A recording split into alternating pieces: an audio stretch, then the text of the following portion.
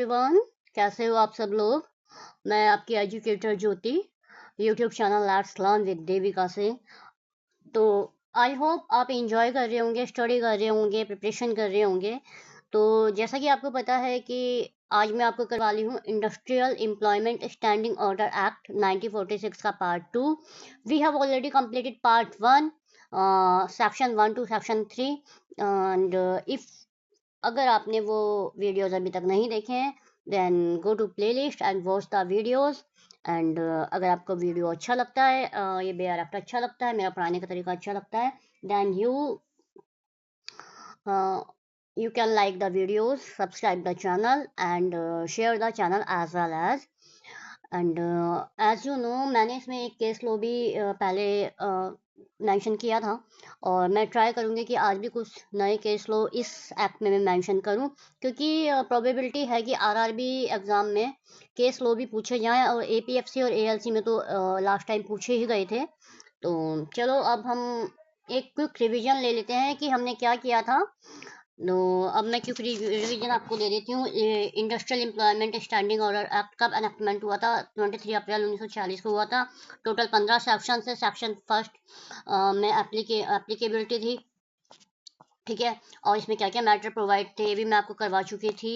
And section 1 already completed हो चुका है हमारा, और इसका हिस्ट्री वाला पोर्शन भी मैंने आपको करवाया था। अगर आपने वो वीडियो नहीं देखा है तो आप इसका पार्ट 1 जाकर देख लो, ठीक है। और ये इसकी पीडीएफ है, देखो ऑलरेडी मैं करवा चुकी हूँ। सेक्शन 1 में मैंने केस भी करवाया था। सेक्शन 2 और सेक्शन 3 तक हमने कंप्लीट कर लिया था। सेक्शन 2 में जितनी भी डेफिनेशंस आती हैं वो सब हम ऑलरेडी कवर कर चुके हैं। एंड अब हम देखेंगे हमारा सेक्शन नंबर 4। तो चलो अब हम स्टार्ट करते हैं सेक्शन नंबर 4। सेक्शन नंबर 4 क्या कहता है? Section number 4 condition for certification of standing order. तो सेक्शन 3 तक हम कंप्लीट ऑलरेडी कर चुके हैं। सेक्शन 3 में हमने देखा था कि हमारे स्टैंडिंग ऑर्डर सबमिट हो गए थे, ठीक है। तो अब हम देखते हैं सेक्शन नंबर 4। इसमें सेक्शन नंबर 4 में क्या है? Condition for certification of A standing order. अब जैसे स्टैंडिंग ऑर्डर सबमिट तो हो गए हैं, तो अब किस ग्राउंड पे सर्टिफाइंग ऑफिसर, ठीक है, किस ग्राउंड पे सर्टिफाइंग ऑफिसर, किस कंडीशन पे सर्टिफाइंग ऑफिसर सर्टिफिकेशन देगा स्टैंडिंग ऑर्डर को। तो अब हम देखते हैं इसमें दो कंडीशंस होती हैं, ठीक है। पहले मैं ये स्लाइड पढ़ लेती हूँ, फिर मैं आपको समझाती हूँ। अब ये देखो, स्टैंडिंग ऑर्डर शैल बी सर्टिफाइबल। ए और कंडीशन बी दी हुई है। कंडीशन ए क्या है? Provision is made therefore every matter set out in the schedule which is applicable to the industrial establishment। and the second one है the standing order act are otherwise in conformity with the provision of this act and it of the certifying officer or appellate authority to adjudicate upon the fairness or reasonable provision of any standing order। तो पहली condition में ये कहता है कि जितने भी matter होंगे ना हमारे, वो शेड्यूल में मेंशन होने चाहिए, कि जितने भी हमारे मैटर हैं वो शेड्यूल में मेंशन होने चाहिए, तभी सर्टिफाइंग ऑफिसर सर्टिफिकेशन देगा इसके लिए। और दूसरी कंडीशन में कहता है कि जो भी स्टैंडिंग ऑर्डर हैं, जो भी हमारे स्टैंडिंग ऑर्डर हैं, उनमें कंफर्मिटी होनी चाहिए, मतलब समानता होनी चाहिए, अलग अलग नहीं होना चाहिए। मतलब एक इसमें एक केस लो आया था। केस लो मैं आपको बताती हूँ। वो केस लो था, यहाँ पे मैंने मेंशन नहीं किया है, मैं आपको बता देती हूँ। एयर गैस मजदूर, एयर गैस मजदूर, ठीक है, वर्सेस इंडियन एयर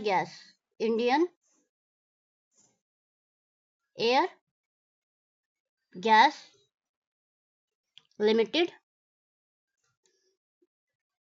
1977, ठीक है। ये एक केस लो था जिसमें ये कहा गया था कि अगर आप स्टैंडिंग ऑर्डर एक्ट ड्राफ्ट करते हो, स्टैंडिंग ऑर्डर एक्ट को सर्टिफाई करते हो, तो उसमें एम्प्लॉयज का कंस्टेंट ना एक जैसा होना चाहिए, डिफरेंट नहीं होना चाहिए। मतलब ऐसा नहीं होना चाहिए कि एक एम्प्लॉय कह रहा है हमें वीक में 2 दिन की छुट्टी चाहिए, एक एम्प्लॉय कह रहा है हमें एक वीक में 1 दिन की छुट्टी चाहिए, तो इस केस में ये सेक्शन 4 के अकॉर्डिंग ये केस लो आता है, एयर गैस मजदूर versus Indian air gas limited 1977। I hope आपको इस सेक्शन 4 समझ में आ गया होगा। इसमें सिंपल ये कहा गया है कि सर्टिफाइंग ऑफिसर किन दो कंडीशन पर सर्टिफाई करेगा। तो कंडीशन है एक तो कि जितने भी मैटर हैं वो शेड्यूल में मेंशन होने चाहिए, ठीक है। दूसरा दूसरा ये है कि एम्प्लॉय का कंस्टेंट एक जैसा ही होना चाहिए, कंफर्मिटी होनी चाहिए, यूनिफॉर्मिटी होनी चाहिए। अब हम देखते हैं हमारा सेक्शन नंबर 5 क्या कहता है। सेक्शन नंबर 5 है, 5 में हम देखते हैं certification of standing order act, ठीक है। पहला सेक्शन 4 में क्या था, सेक्शन 4 में था हमारी सर्टिफिकेशन की कंडीशन क्या होंगी। अब सेक्शन 5 में सर्टिफिकेशन ऑफ स्टैंडिंग ऑर्डर, ठीक है, इसका सर्टिफिकेशन कैसे होगा, ठीक है। On receipt of draft under section 3 the certifying officers shall forward a copy thereof the trade union, if any, of the workmen, or where there is no such trade union, to the workmen in such manner as may be prescribed, together with a notice in the prescribed form requiring objection, if any, which the workman may desire to make the draft standing order to be submitted him within 15 days from the receipt of notice। तो ये है कि जैसे आपका section 3 में draft हो गया था, है ना, और सेक्शन 4 में कंडीशंस बताई गई थी। सेक्शन 5 में क्या होता है कि सर्टिफाइंग ऑफिसर क्या करेगा, एक कॉपी फॉरवर्ड करेगा, एक सर्टिफाइंग ऑफिसर एक कॉपी ट्रेड यूनियन को सबमिट करता है, और अगर ट्रेड यूनियन नहीं है तो वो किसको सबमिट करेगा, वो करेगा आपके अगर या तो ट्रेड यूनियन को करेगा, अगर ट्रेड यूनियन नहीं है तो वर्कमैन को करेगा, ठीक है। तो पहले तो वो क्या करेगा कि सर्टिफाइंग ऑफिसर एक कॉपी ट्रेड यूनियन को सबमिट करता है, और ट्रेड यूनियन नहीं है तो वर्कमैन को कॉपी सबमिट करेगा। और ट्रेड यूनियन या फिर वर्कर को कोई ऑब्जेक्शन होता है, तो ऑब्जेक्शन का मतलब ये से मान लो कि जैसे स्टैंडिंग ऑर्डर ड्राफ्ट हो गया है, तो उसमें मेंशन किया गया है कि एम्प्लॉयर मेंशन करता है कि मैं 1 वीक में 1 छुट्टी दूँगा, लेकिन एम्प्लॉइज़ कहते हैं कि हमें 2 छुट्टियाँ चाहिए। तो ये ऑब्जेक्शन हो गया ना, क्योंकि स्टैंडिंग ऑर्डर एक्ट किसके लिए बन रहा है, एम्प्लॉइज़ के लिए बन रहा है ना। तो इसलिए सर्टिफाइंग ऑफिसर उसकी एक कॉपी ट्रेड यूनियन या वर्कमैन को देगा, और अगर ट्रेड यूनियन या वर्कमैन को कोई ऑब्जेक्शन होता है तो ऑब्जेक्शन को चेक करके उस स्टैंडिंग ऑर्डर की कॉपी को मॉडिफिकेशन के लिए 15 दिन में वो कॉपी सबमिट कर सकते हैं। तो देखो मैंने यही मेंशन किया है कि सबमिट विद इन 15 डेज में सबमिट कर सकते हैं। अब सेकंड पॉइंट क्या है, आफ्टर गिविंग द एम्प्लॉयर, जैसे उसने एम्प्लॉयर को दे दी या ट्रेड यूनियन को दे दी, और such other representative of the workman may be prescribed an opportunity of being heard. तो जैसे वो कॉपी सबमिट कर दिया, तो सर्टिफाइंग ऑफिसर क्या करेगा, ट्रेड यूनियन की भी सुनेगा और एम्प्लॉयर की भी सुनेगा, दोनों को इक्वल अपॉर्चुनिटी देगा अपनी अपनी बात रखने के लिए। और सर्टिफाइंग ऑफिसर ही डिसाइड करेगा कि वेदर इसमें चेंजेस करने हैं, मॉडिफिकेशन करने हैं या नहीं करने, ये डिपेंड करेगा सर्टिफाइंग ऑफिसर पे, ठीक है। इतना समझ में आ गया। और सर्टिफाइंग ऑफिसर ठीक है कि उसके अकॉर्डिंग चेंज करने हैं या नहीं करने, ये डिसाइड कौन करेगा, ये डिसाइड करेगा सर्टिफाइंग ऑफिसर। और इसमें क्या होता है कि अगर सर्टिफाइंग ऑफिसर डिसाइड करता है ना कि चेंज हो या ना हो, और सर्टिफाइंग ऑफिसर सर्टिफाइड कॉपी को विद इन 7 डेज में ट्रेड यूनियन या वर्कमैन को दे देगा। आई होप आपको क्लियर समझ में आ गया होगा। मैंने आपको ये बताया सर्टिफाइंग ऑफिसर एक कॉपी ट्रेड यूनियन को देगा या फिर वर्कमैन को देगा, और वो ट्रेड यूनियन वर्कमैन उसको चेक करेंगे, अगर कोई ऑब्जेक्शन होता है तो विद इन 15 डेज वो उसके मॉडिफिकेशन के लिए देंगे। फिर सर्टिफाइंग ऑफिसर दोनों पार्टीज की को सुनेगा कि कौन क्या कह रहा है, और दोनों पार्टीज को सुनने के बाद वो ये डिसाइड करेगा कि मॉडिफिकेशन करना है या नहीं करना। It's totally depend up to certifying officer. मैं एक एक लाइन आपको बहुत क्लियर समझा रही हूँ, तो आप ध्यान से इस लेक्चर को सुनो ताकि एग्जाम में आपका कोई भी क्वेश्चन मिस ना हो, ठीक है। चलो अब हम देखते हैं हमारा next section, appeal.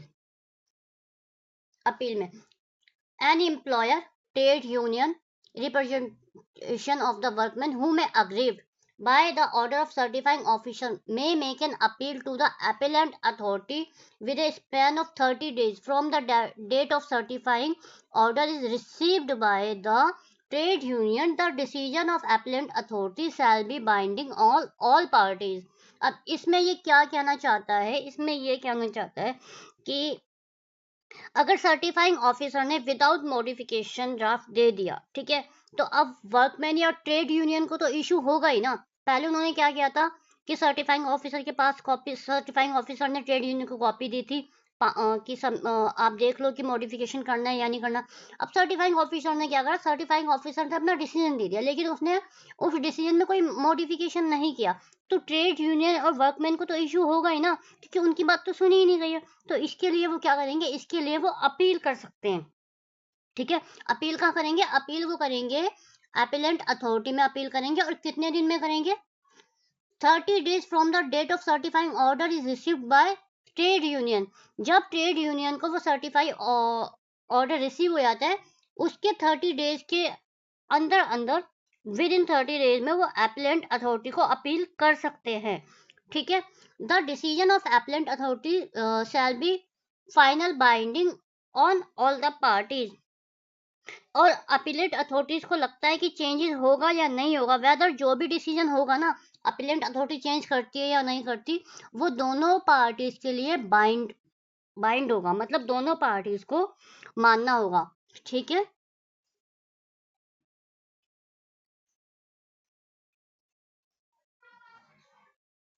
Appellate authority has the power, appellate authority के पास पावर है कि मॉडिफाई करे और सजेस्ट करे यानी एडिशनल इंफॉर्मेशन को। अब अपीलेंट अथॉरिटी क्या करेगी, the appellate authority shall send the final copy और order within 7 days of its certifying officer, ठीक है। In case of it the appellate authority suggest the modification, it shall back copy along with draft order with parties, ठीक है। Appellant authority has the power to modify on its own. If it modified, then that copy shall send back to the parties. करेगी appellate authority, इसकी final copy देगी 7 days के अंदर अंदर, certifying officer को देगी या ट्रेड यूनियन को देगी और वर्कमैन को देगी, फाइनल कॉपी देगी, ठीक है। और अगर वो कुछ चेंज करती है, अपीलेंट अथॉरिटी सजेस्ट करती है कुछ मॉडिफिकेशन करना है, तो इसकी कॉपी ड्राफ्ट स्टैंडिंग ऑर्डर के साथ सब पार्टियों को दिया जाएगा। और अपीलेंट अथॉरिटी के पास ही पावर होती है कि वो इसको अपनी तरफ से भी मॉडिफाई कर सकती है और पार्टीज को ये वापस कर दे, लेकिन कितने दिन में, विद इन 7 days में। आई होप आपको ये सेक्शन क्लियर होगा, सेक्शन 6। अब चलते हैं सेक्शन 7 पर। सेक्शन 7 में अब क्या हो गया, सेक्शन 6 में अपीलेंट अथॉरिटी ने एम्प्लॉयर को फाइनल कॉपी तो दी थी, ठीक है।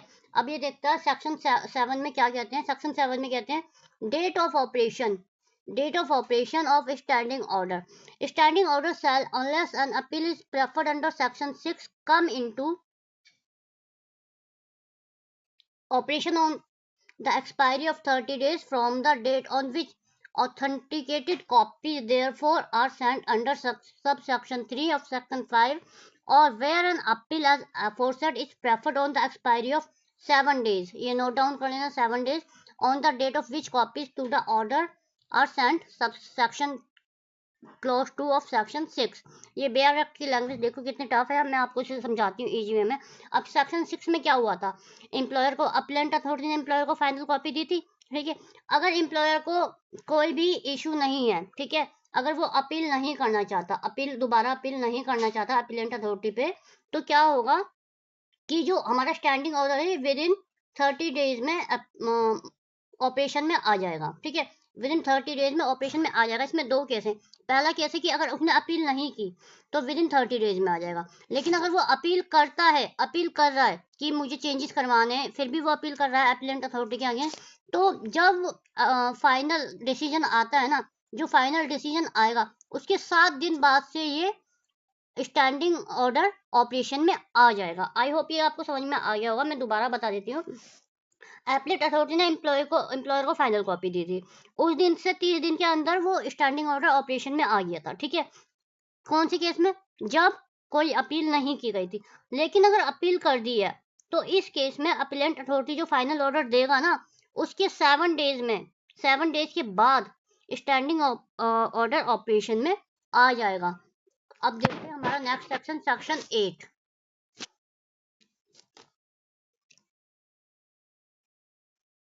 इंडस्ट्रियल सेक्शन 8 में मैं यहाँ पे टाइपिंग एरर हो गया है। सेक्शन 8 में आपको बता देती हूँ, ये रजिस्टर मेंटेन करने हैं इसमें, ठीक है। मेंटेन द रजिस्टर, आप नोट डाउन कर लेना इसे, ये टाइपिंग एरर है। Maintain the register.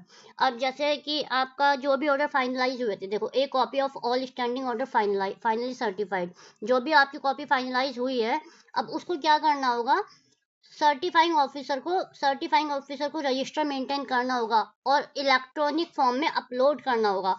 और सर्टिफाइंग ऑफिसर को एक कॉपी भी मतलब एक रिकॉर्ड भी रखना होगा कि कितनी पेमेंट ऑफ फीस गई है, सब क्या गया है। मतलब कि उसको एक रजिस्टर मेंटेन करना है, और रजिस्टर में ये मेंटेन करना है कि जो भी फाइनल स्टैंडिंग ऑर्डर है ना, जो भी फाइनल स्टैंडिंग ऑर्डर है वो मेंटेन करना होगा। इलेक्ट्रॉनिक फॉर्म में अपलोड करना होगा। इनका एक पोर्टल होता है, वहाँ पे ये अपलोड की जाती हैं। जैसे किसी भी कंपनी का स्टैंडिंग ऑर्डर बन जाता है फाइनल, तो पोर्टल पे इलेक्ट्रॉनिक कॉपी अब इलेक्ट्रॉनिक वे में अपलोड की जाती है और रजिस्टर मेंटेन किए जाते हैं, ठीक है। ये टाइपिंग एरर है सेक्शन 8 में।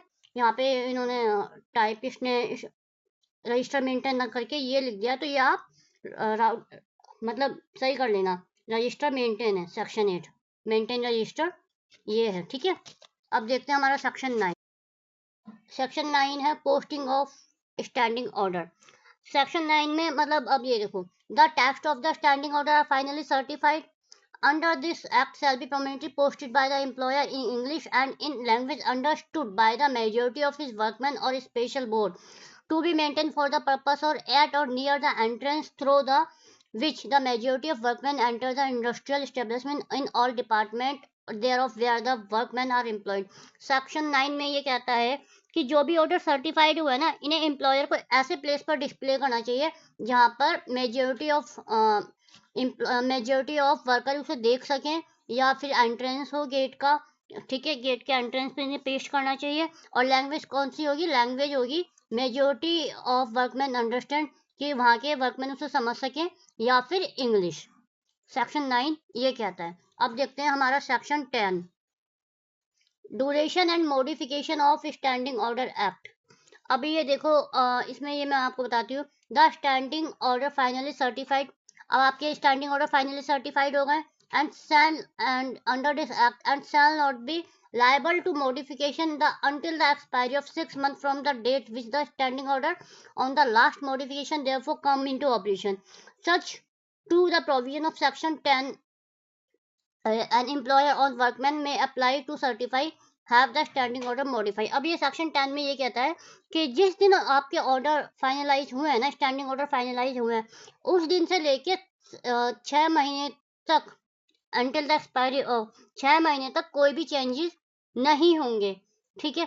अनलेस अनलेस वहां पर एक अगर कोई एग्रीमेंट है, पहले से ही कोई एग्रीमेंट चल रहा है, तो वहां ये 6 मंथ का टाइम पीरियड एप्लीकेबल नहीं होगा। और 6 मंथ हो गए हैं तो मॉडिफिकेशन होगा। तो अब इसमें हम देखते हैं, तो जैसे मैंने आपको बताया कि 6 मंथ तक तो कोई चेंजेस नहीं हो सकते, लेकिन अगर कोई एग्रीमेंट है तो मॉडिफिकेशन होगा, वहाँ पे 6 मंथ टाइम वाला रूल एप्लीकेबल होगा नहीं, ठीक है। तो अगर कोई चेंजेस होते हैं तो इसके लिए क्या करना होगा, तो एम्प्लॉयर या वर्कमैन सर्टिफाइंग ऑफिसर को अप्लाई करेगी और उसके साथ 5 कॉपी देगी स्टैंडिंग ऑर्डर की, जो न्यू न्यू वो बनाना चाहते हैं ना स्टैंडिंग ऑर्डर, उसकी 5 न्यू कॉपी देगी। और अगर कोई पहले से एग्रीमेंट है तो एग्रीमेंट की भी कॉपी साथ में लगेगी। ये है आपका सेक्शन नंबर 10 कंप्लीट। आपको समझ में आ गया।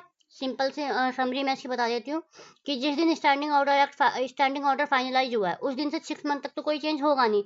और अगर कोई एग्रीमेंट वहां पर है पहले से ही, तो वहाँ 6 मंथ का टाइम पीरियड एप्लीकेबल होगा नहीं। और अगर 6 मंथ हो गए तो कोई भी मॉडिफिकेशन होगा तो एम्प्लॉयर या वर्कमैन सर्टिफाइंग ऑफिसर को अप्लाई करेगा, और अप्लाई करने के लिए वो उसको 5 कॉपी देगा। और अगर कोई एग्रीमेंट है तो एग्रीमेंट की कॉपी भी इसके साथ ही लगेगी, ठीक है।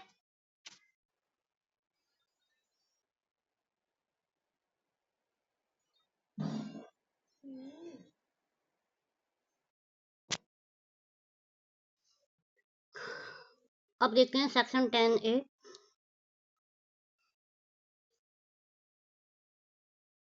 पेमेंट ऑफ सब्सिडेंस अलाउंस, ठीक है। सेक्शन 10A है payment of subsidence allowance.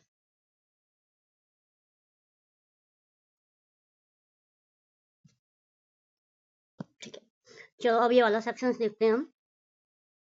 Where any workman is suspended by the employer pending investigation or inquiry into complaint or charges of misconduct against him, the employer shall pay to such workman subsistence allowance। इसमें ये कह रहा है कि suppose जैसे कोई organisation है, कोई फैक्ट्री है या कुछ भी है, अगर कोई वर्कमैन कोई एम्प्लॉय को सस्पेंड करता है एम्प्लॉयर, और उस पर कोई इन्वेस्टिगेशन चल रही है, पेंडिंग चल रही है, कोई कंप्लेंट चल रहा है या कोई केस चल रहा है या चार्ज ऑफ मिसकंडक्ट चल रहा है, तो इस केस में एम्प्लॉयर उसे सब्सिडेंस अलाउंस कैसे देगा, मतलब उसका उसका जो सैलरी का पार्ट है वो कैसे करेगा। तो अब हम देखते हैं ऑप्शन नंबर ए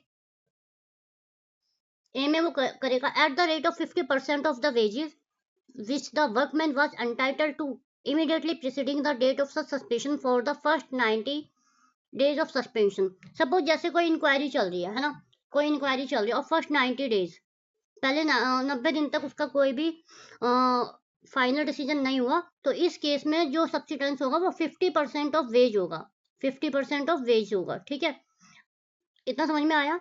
अगर कोई एम्प्लॉय है उसको सस्पेंड कर दिया गया है, या कोई पेंडिंग इन्वेस्टिगेशन चल रही है या इंक्वायरी चल रही है या कोई मिसकंडक्ट का चार्ज चल रहा है उसके अगेंस्ट, तो एम्प्लॉयर पहले 90 दिन उसको 50% ऑफ वेजेस पे करेगा। अब देखते हैं सेकंड केस में। सेकंड केस में eight the rate of 75%। Second case में अगर 90 दिन हो गए, 90 दिन के बाद भी जैसे 91st डे से केस चल ही रहा है, उसका लंबा चल रहा है, जिसमें एम्प्लॉय की गलती नहीं है, मतलब एम्प्लॉय की गलती नहीं है या कोई केस चल रहा है या कुछ कोई भी है फैक्ट है, तो उसमें उसको 75% ऑफ वेजेस देगा, 75% ऑफ वेजेस देगा। ठीक है, पहले 90 दिन में कितना देगा, पहले 90 दिन में देगा वो 50%, और अगर उसके बाद भी केस चलता रहता है तो 75% ऑफ वेजेस देगा। ठीक है, अब हम आगे देखते हैं, आगे इसमें क्या मेंशन किया हुआ है। अब ये देखो, if any dispute regarding the subsistence allowance payable to a workman, अगर वर्कमैन को कोई डिस्प्यूट है, मतलब एम्प्लॉय सेटिस्फाई नहीं है, कोई डिस्प्यूट है, द वर्कमैन और द एम्प्लॉयर कंसर्न, या एम्प्लॉयर को कोई प्रॉब्लम है, टू में refer the dispute to the labour court, ये तो दोनों ही लेबर कोर्ट में जा सकते हैं under the industrial dispute act. और कहाँ जा सकते हैं, within a local limit, अपनी लोकल लिमिट में, of whose jurisdiction industrial establishment where in such workman is employed, जहाँ पर वो वर्कमैन एम्प्लॉयड है, मतलब एम्प्लॉय जहाँ काम करता है, उसकी लोकल लिमिट में जो जुरिडिक्शन एरिया आता है, लेबर कोड आता है, वो वहाँ पर अपना डिस्प्यूट लेकर जा सकता है। ठीक है, so after giving the parties an opportunity of hear, और लेबर कोर्ट या जो भी है वो आप दोनों को अपॉर्चुनिटी देगी, एम्प्लॉयर को भी एम्प्लॉय को भी। ठीक है, और जो डिसीजन आएगा वो डिसीजन फाइनल होगा और बाइंडिंग होगा दोनों पार्टीज के लिए। ठीक है, अब इस केस में इसमें मैं आपको एक केस बताती हूँ।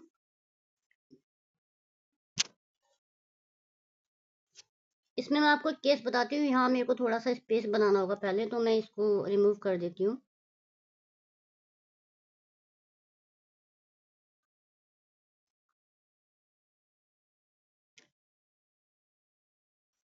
एक केस था, आप ये मेंशन कर लो,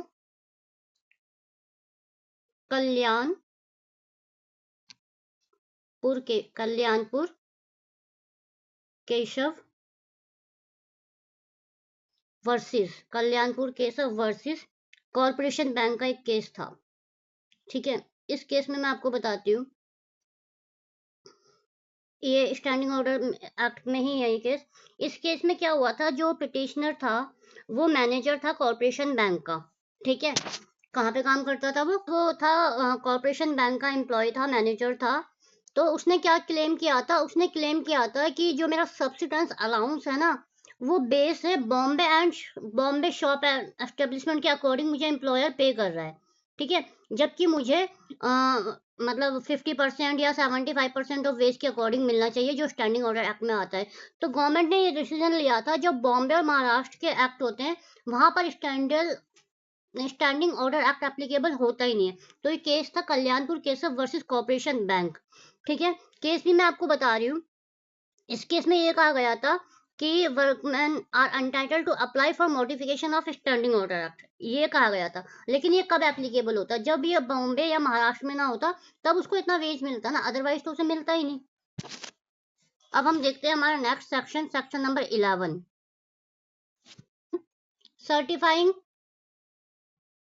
certifying officer and appellate authorities to have power of civil court।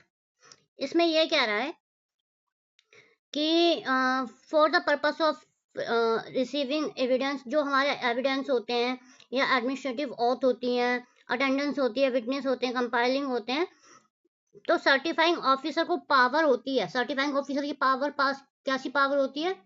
Like a civil court. ठीक है, every certifying officer and appellate authority shall have the power of a civil court की power होती है। वो क्या किस लिए होती है?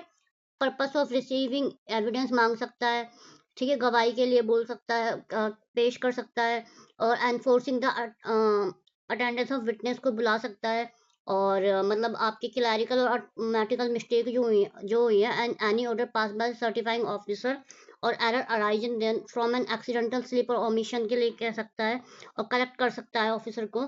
ठीक है, तो ये सर्टिफाइंग ऑफिसर के पास इसमें ये बताया गया है कि जो पावर होती है वो सिमिलर होती है एज ए सिविल कोर्ट। ठीक है, सिविल कोर्ट की जैसी। ठीक है, अब हम देखते हैं हमारा next section, section number 12।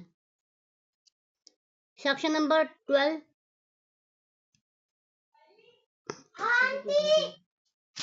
Section 12, oral evidence in contradiction of standing order not admissible. इसमें यह कहा गया है कि कोई भी ओरल एविडेंस एप्लीकेबल नहीं होगा इस एक्ट में। कोर्ट में कोई भी ओरल एविडेंस नहीं चलेगा। ऐसा नहीं होगा कि अगर आप जाके वहां बोल दो कि यहाँ पे हमारे साथ ऐसा हुआ है तो वो मान लिया जाएगा। आपको प्रॉपर प्रूफ कोर्ट में सबमिट करना होगा। ठीक है, section number 12A, temporary application of model standing order. Now we standing anything contain in section 3 to 12। अब ये कह रहा है कि सेक्शन 3 से लेकर सेक्शन 12 में जितने भी हमने अभी तक जो हमारे सेक्शंस आते हैं, जो भी हमने पढ़ा है, for the period commencing on that on which act become an applicable, तो इस टाइम तक वहां पे एक्ट एप्लीकेबल तो होगा नहीं। ठीक है, establishment and ending the date on which the standing order as finally certified under this act come into operation under section 7, the prescribe model standing order shall be deemed to be adopted in the establishment. अब ये कह रहा है कि जैसे section 3 से लेके section 12 तक का हमारा प्रोसेस है। ठीक है, कि हम ड्राफ्ट भेजेंगे, सबमिट करेंगे, 5 कॉपी जाएंगी, रिप्लाई आएगा, री अपील होगी, अपील होगा, तो उस ड्यूरेशन में स्टैंडिंग ऑर्डर तो वहां पे होगा नहीं। तो वहां पे क्या चलेगा? वहां पे चलेगा model standing order. Model standing order applicable हो जाएगा। ठीक है, वहां पे मॉडल स्टैंडिंग ऑर्डर एप्लीकेबल हो जाएगा। सिर्फ यही सेक्शन 12A में कहा गया है। लेकिन ये सेक्शन ये कहाँ पर एप्लीकेबल नहीं होगा? ये वाला मॉडल स्टैंडिंग ऑर्डर कहाँ पर एप्लीकेबल नहीं होगा?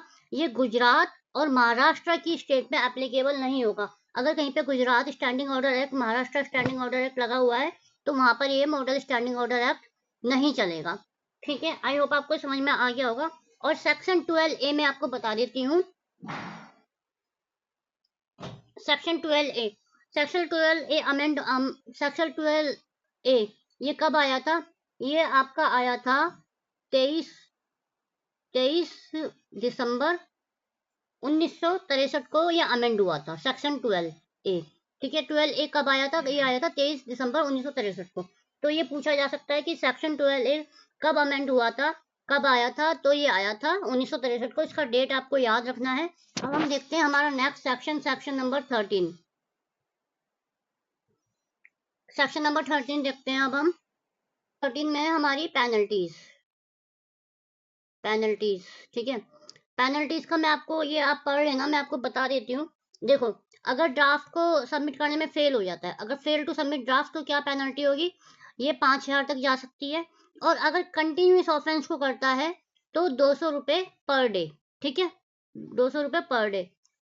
After the first during with the offence continue.